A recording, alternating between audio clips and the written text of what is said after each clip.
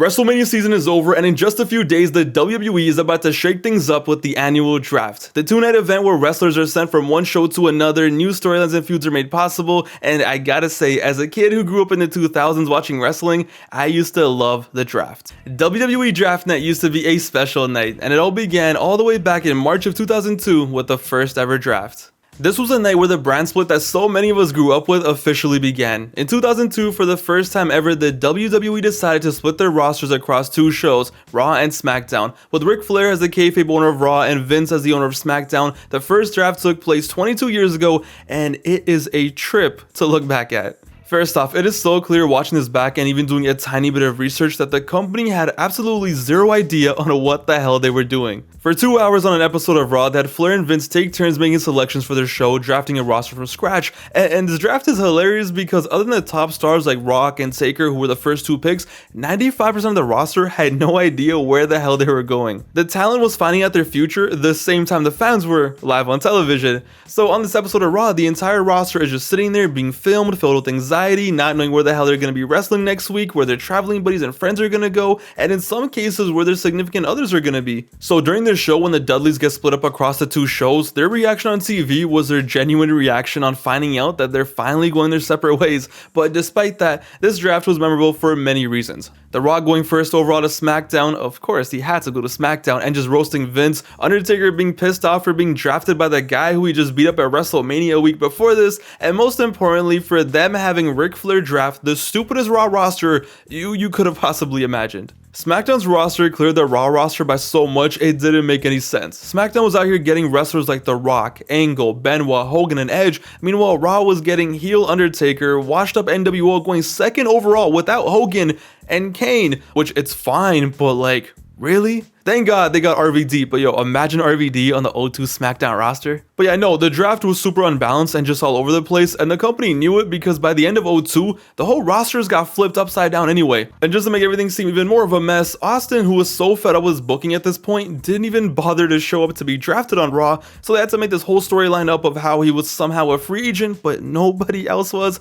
Meanwhile, poor Chris Jericho, who was the world champion 8 days prior to the draft, He didn't even get drafted on TV. He had to wait for his selection to be published on WWE.com after the show to find out where the hell he was going. And mind you, this was 2002. There was no internet at Starbucks. The O2 draft was a mess in every way and did not reflect what Raw and SmackDown ended up becoming in any way. But when I think of the O2 draft, I get nothing but warm and fuzzy feelings because personally, I think of SmackDown Shut Your Mouth on the PS2. Because that game season mode actually starts at the draft and you're able to replay and recreate the entire draft however you want it to be. And it is crazy to this day how well they replicated it. But yeah, despite this being a mess and despite them having absolutely zero planning, it is definitely without a doubt an iconic episode of Raw. I wish I was a little bit older so I could have watched this live because I can imagine how exciting this was at the time, but hey, this draft and brand split, this is what started it all. We move on to the 2004 draft, and this night was infamous. What was so special about this night was since 2002, for the most part, once the rosters got drafted, Raw and SmackDown rarely ever interacted. It was like the Bloods and Crips out here. The brands were so clearly divided with no interaction whatsoever. Just the idea of a SmackDown guy pulling up to Raw felt like a huge deal. So to have all the SmackDown guys pull up to Raw for one night, it was like, whoa. And in terms of the actual drafts, none of the selections really changed the game. Instead, poor SmackDown just kind of got pillaged. Yeah, we're going to take Shelton, Benjamin, and Edge. And here, you can have Mark Jindrak.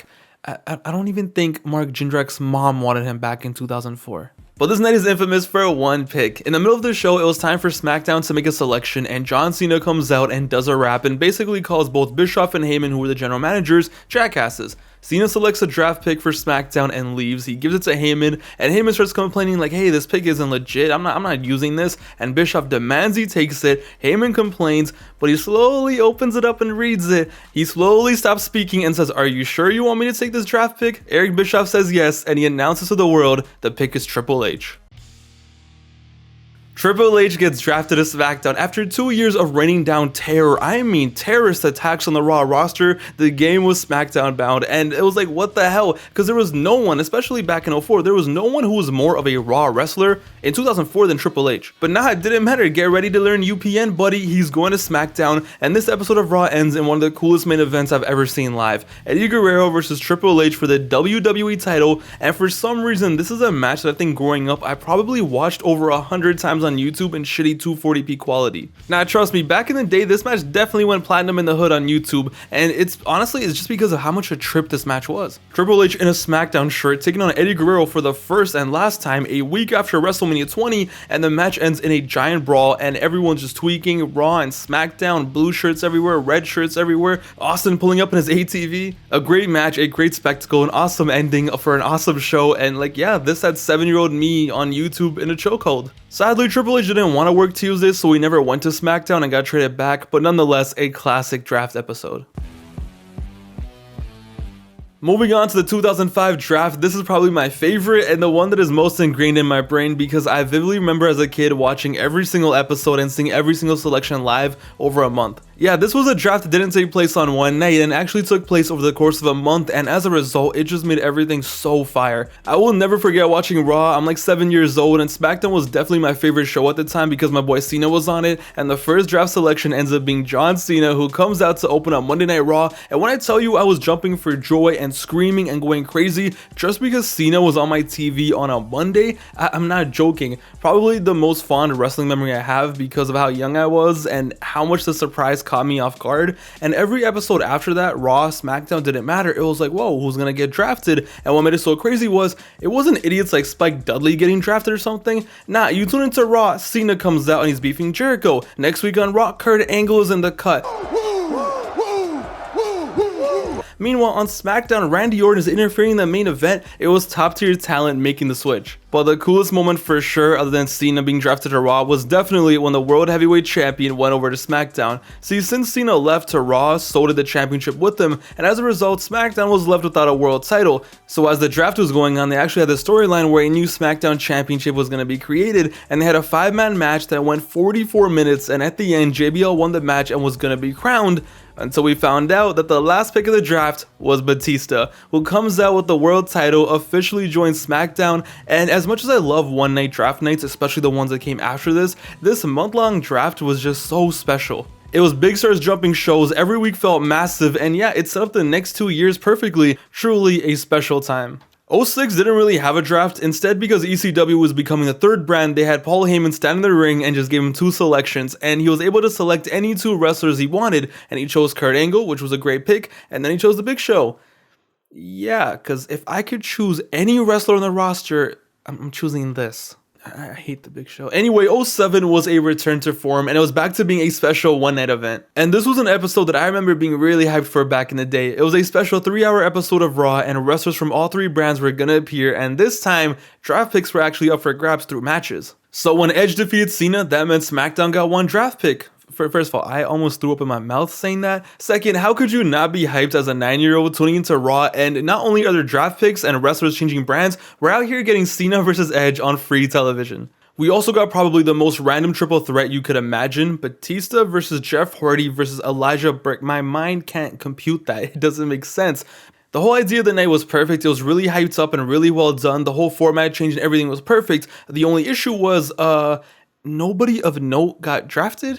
Yo, do you know how deflating it was as someone who always prefers SmackDown over Raw, sitting through matches like The Miz versus Snitsky just to see SmackDown get a pick and being all excited, and the pick ends up being Chris Masters in 2007? Like, yo, what are we doing here? I mean, Chris Benoit got drafted to ECW. And nothing was ever the same again. Good planning, good ideas, just not good draft picks. If anything, the most memorable moment of the night was Vince McMahon getting drafted to hell. But it's all good because the company took the 07 approach and came back with it again in 2008, and this time, let's just say, they heard all the chatter about nothing important happening, and they went nuts in 08. The 2008 draft is one of the most memorable nights of television I've ever seen live. This was an awesome night. This was also such a fun watch for me back in the day because it also happened to be the first day of summer vacation, so all my friends came over and we all watched it together, and it seemed like every single pick had us going insane, for better or for worse. See, by 2008, we had like 6 years of the brand split, and there were so many wrestlers who in our brains were ingrained as SmackDown guys or as Raw guys. Just the thought of them switching shows made us feel uncomfortable. So when the 08 draft happened and it started and Rey Mysterio got drafted from Raw to SmackDown, to say my skin was crawling would be an understatement. Once the graphic showed up on the screen, a part of me died that night. Rey Mysterio on Raw just felt wrong, it felt disgusting, it felt illegal. It was like seeing Dwayne Wade on the Cavaliers in 2017, and the worst part was, this was just the beginning. The night was just filled with surprises and surprises because right after this, Finlay won a match and got Jeff Hardy drafted to SmackDown, which, as you know, the rest was history. But even in that moment, Jeff on SmackDown, it just felt like a match made in heaven. CM Punk finally glowed up from ECW, Batista got sent back to Raw, and on any other night, this would have had us tripping. But yeah, once Ray was gone, at this point we were numb, or so we thought. Nothing could have prepared us for when Michael Cole and Jim Ross had to switch places. That moment is so insane because JR and Cole didn't know they were moving shows, so when you're watching this, you see them get drafted for one another. Poor JR, it looked like he wanted to end it all on live TV, because when this happened, he basically got demoted on live TV. Jim Ross not being the Raw commentator, and at that time, Michael Cole not being the SmackDown commentator, it felt disgusting. From the first time I ever watched wrestling back in 02-03, all I knew was Jim Ross called Raw, Cole called SmackDown, and now it was mumbo jumbo. It's like, well, what are we gonna do? Poor King, he doesn't have JR anymore. How's he gonna be? Everything I knew was gone, and just everything I knew, everything that made me feel warm and cozy as a wrestling fan at that point for my whole childhood, everything got messed up on this night. Rey Mysterio's now on Raw, Batista's going back to Raw, Jim Ross is on SmackDown. What is this? And to cap it all off, Edge eliminated Cena to win a battle royal in the main event for a draft pick, and he ended up getting Triple H drafted to SmackDown. Talk about wrong, talk about feeling uncomfortable. The same man who just a few minutes ago in the same video I talked about how he embodied Raw like no one else back in 04,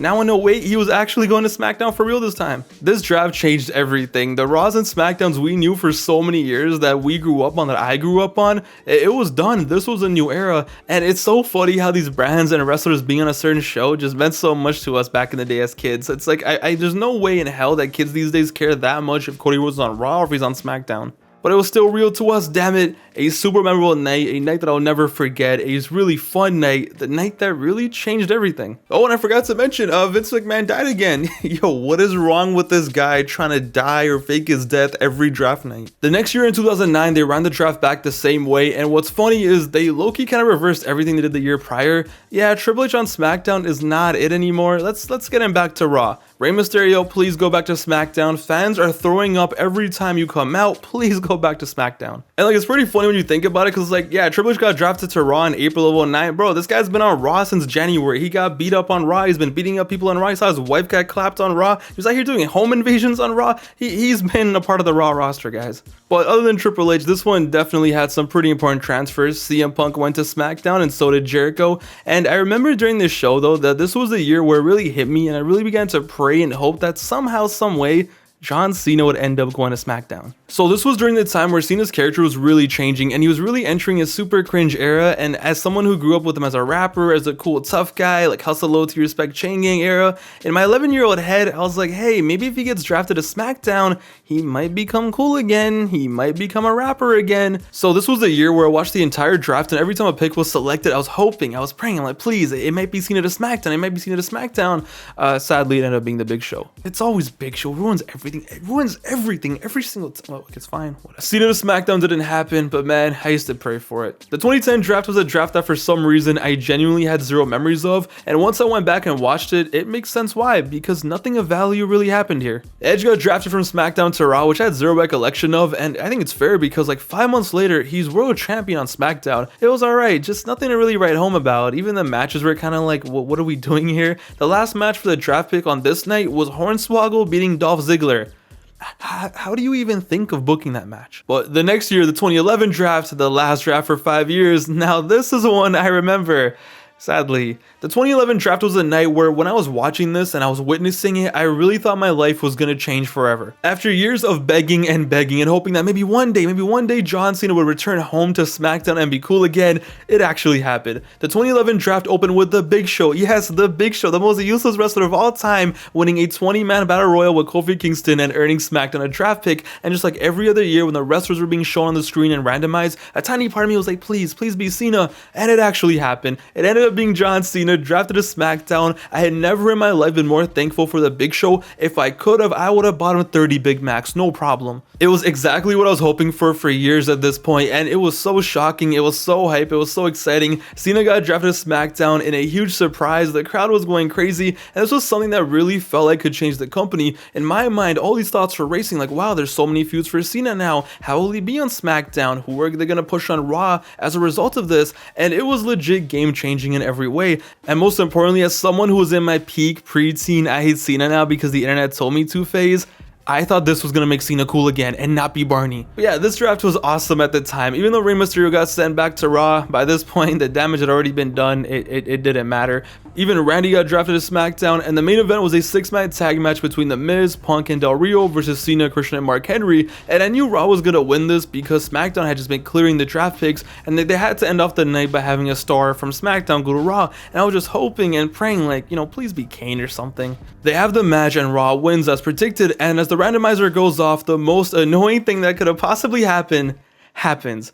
Cena gets drafted back to Raw. Nah, I'm sorry. I'm sorry. This was so stupid. I was so mad. I was legit mad at this point. After years of me secretly hoping for this switch, they had the audacity to do it and then troll us. You know what? Not even troll us, troll me. They had the audacity for me to get flashbacks of Cena on SmackDown, get all excited, get all nostalgic. Wrestling was going to feel right once again. Cena was going to be cool again. They even had Cena put on the damn SmackDown shirt just to take it all away. And what really pissed me off with the icing on the cake was when he did get drafted back to Raw, he was all smiling and happy. Oh, look what we have here. I guess I'm staying on Raw. No, bro, we wanted you on SmackDown. Stop smiling. I don't know if it was like this for anyone else. I doubt anyone else really cared if Cena was on SmackDown or Raw, especially in 2010 or 2011, but for some reason I did, and this is what they did to me.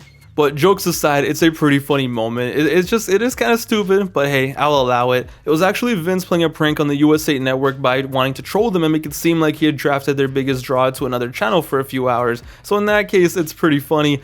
But yo, it definitely broke my heart. I just wanted it to be 2004 again, my bad. But that ended up being the last draft for a while, because after this in mid-2011, the brand split was basically over. After almost 10 years, the brand split was done, and every week it was a free-for-all. Raw became a super show, and SmackDown became even more of a B show that less and less people started watching, and the weekly product, especially SmackDown, just became less and less watchable as time went on. But then, it was 2016, and it was time to run it back.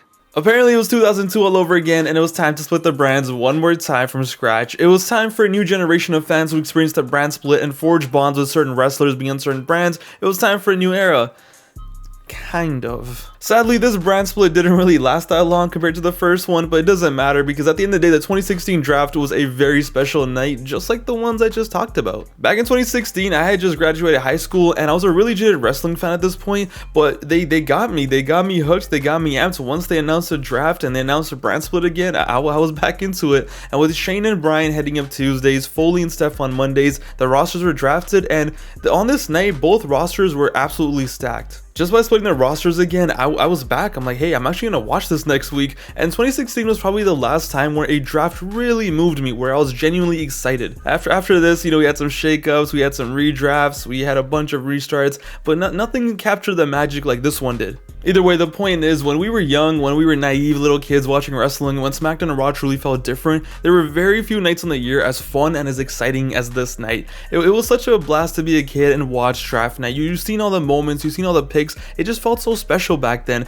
and it's so fun to revisit these nights because once you're older, you know, you kind of forget about the Raw episodes, the SmackDown episodes. You only remember the big moments, right? The pay-per-views and manias. But back in the day when we were kids and we couldn't get every pay-per-view, nights like draft night, they felt like pay-per-views to us. It was a big deal for a wrestler to switch shows. It was a big deal for wrestlers to all be on one show for one night. It was a big deal to get matches like Edge versus Cena on TV.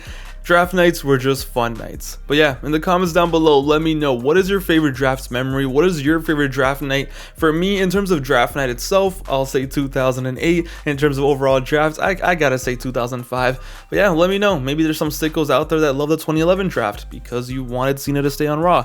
I hate you, but yeah, you never know. Hope you guys enjoyed the video, kind of a random video, but hey, I thought it was pretty fun. Let me know what you think down below. It's your boy Pav, aka Wrestling Gifts, and I'll see you guys with the next one very soon. Till then, later guys, I'm out.